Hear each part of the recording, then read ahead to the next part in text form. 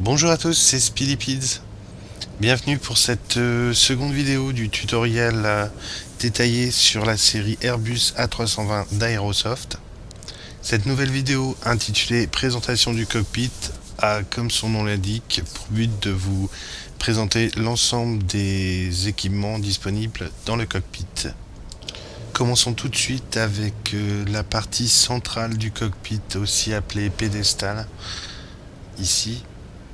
Sur ce panneau central, nous pouvons retrouver les MCDU, Multipurpose Control and Display Unit, le MCDU1 côté commandant, ici, et le MCU2 côté copilote, ici. Le MCDU permet de modifier et d'afficher les informations du FMGS, Flight Management and Guidance System. C'est le système de contrôle et de guidage de vol de l'Airbus. Dans cet appareil, le FMGS est opéré par deux ordinateurs de bord appelés aussi FMGC, Flight Management and Guidance Computer. Je rappelle aussi que dans la réalité, les informations affichées sur les MCDU sont répliquées. Pour le besoin de la simulation, Aerosoft utilise le MCDU2 pour des options de l'appareil. Ensuite, nous pouvons trouver ici les panels de communication et de navigation radio. Panel 1 ici, panel 2. Le panneau de contrôle de l'ICAM, donc Electronic Centralized Aircraft Monitor, qui permet d'afficher les informations sur les équipements de l'appareil. Les thrust levers ici, ou manette de poussée. La route trim de tangage ici. Ensuite, si nous descendons un petit peu plus bas, ici nous retrouvons les switches d'éclairage du cockpit. En dessous, le radar de météo. Ici au milieu, nous retrouvons le panneau de commande des moteurs avec les deux master switch et le bouton de démarrage des moteurs. Ensuite, ici sur la droite, nous pouvons retrouver le panneau de transpondeur et de TCAS, Traffic Collision Avoidance System, système qui permet de nous informer d'une potentielle collision avec un autre appareil. Ensuite ici nous retrouvons la commande des aérofreins, ici le roller trim et sur la droite la commande des flaps. Ici nous pouvons retrouver la commande de la porte du cockpit. Cette partie n'est pas simulée. Au milieu, la commande du parking brake, donc du frein de parking. Et en dessous, la commande manuelle de descente du train d'atterrissage. Voilà pour la partie pédestale. Maintenant, passons à la partie panneau principal du cockpit. Avec de gauche à droite, donc côté commandant, la partie affichage avec la partie contrôle de luminosité des écrans juste ici, le PFD ici, Primary Flight Display, c'est l'écran de contrôle principal de l'appareil. J'effectuerai une vidéo dédiée au PFD et aux informations que l'on peut retrouver dessus. L'écran ND, donc Navigation Display, donc qui nous donne les informations sur notre position en vol. Sur la partie centrale ici, nous retrouvons à gauche le bouton d'activation du radar de terrain ainsi que les Standby Instruments, donc les instruments de secours. L'écran WD, Engine and Warning Display, cet écran nous affiche les informations concernant les moteurs ainsi que des alertes concernant l'appareil. L'écran d'affichage ICAM, ici. Ensuite, ici sur la droite, les voyants du train d'atterrissage. La ventilation des freins, brake fan.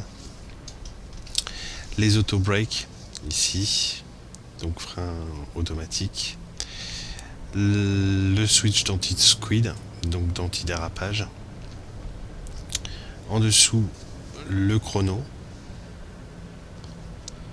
Ici, le levier des trains d'atterrissage.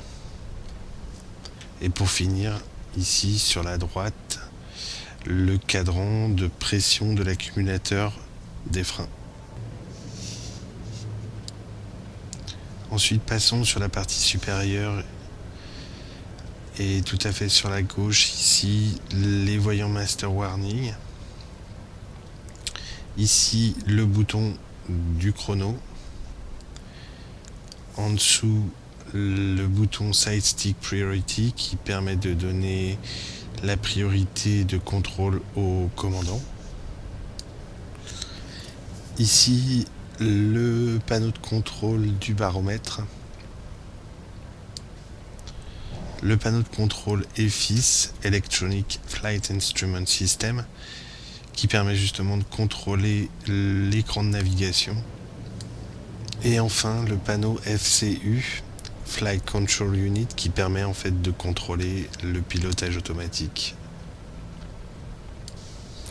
Pour enfin terminer cette vidéo, nous allons parler maintenant de la partie située au-dessus de notre tête, l'overhead. Et malgré le fait que toute cette partie haute ne soit pas simulée, je vais quand même essayer de vous détailler les différents éléments rapidement. Commençons par la gauche ici avec le panneau de contrôle de la porte du cockpit. Le panneau de l'ELT, Emergency Locator Transmitter, c'est la balise de localisation d'urgence. Le switch de bascule de panel radio en cas de panne radio. Le panneau des disjoncteurs. Et ici sur la droite, l'ensemble des équipements de test dédiés à la maintenance de l'appareil. Passons maintenant à la partie inférieure de l'overhead. Nous allons balayer les différents éléments de bas en haut et de gauche vers la droite. Avec ici la commande des essuie-glaces et du Rain Repellent qui est un produit qui permet de chasser la pluie. Le panel Calls qui permet en fait de contacter l'équipage. Le panneau de contrôle oxygène qui permet entre autres de déployer les masques à oxygène. Le panel recorder qui permet de contrôler l'enregistreur de vol. Le panel de contrôle du GPWS, donc Ground Proximity Warning System, donc le système d'avertisseur de proximité du sol. Le panneau Emergency Electrical Power qui permet entre autres de déployer en fait l'hélice génératrice en cas de perte des systèmes électriques. Le panneau EVAC qui permet de contrôler les systèmes d'évacuation d'urgence de l'appareil. Le panneau du système de contrôle de vol. Le panneau de contrôle ADIRS Air Data Inertial Reference System qui est en fait le panneau de contrôle des centrales à inertie. Passons maintenant au centre. En bas à gauche, le panneau External Light avec les différentes lumières extérieures.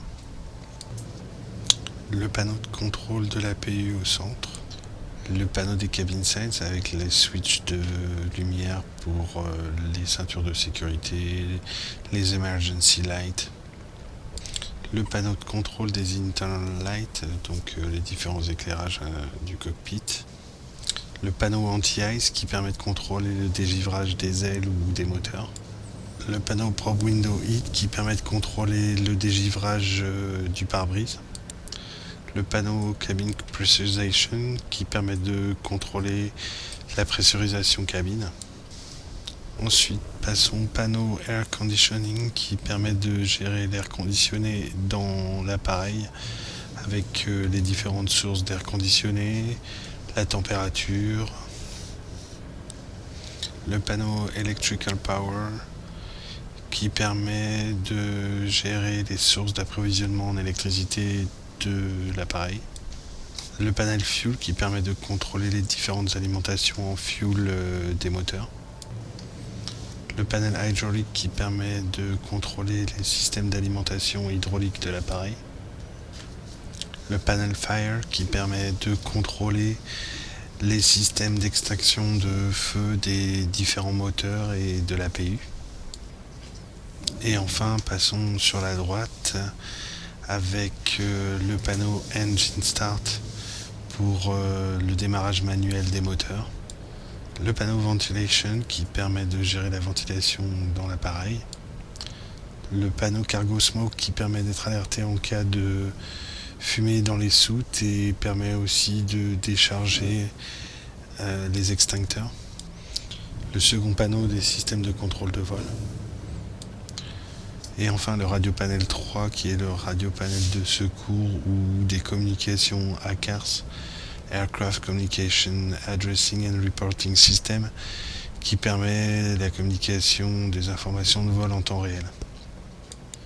Voilà, c'en est enfin terminé pour cette vidéo de présentation du cockpit. N'hésitez pas à cliquer sur j'aime si vous avez apprécié la vidéo et à vous abonner si vous voulez suivre les prochaines vidéos tutoriels. À la prochaine et bon vol.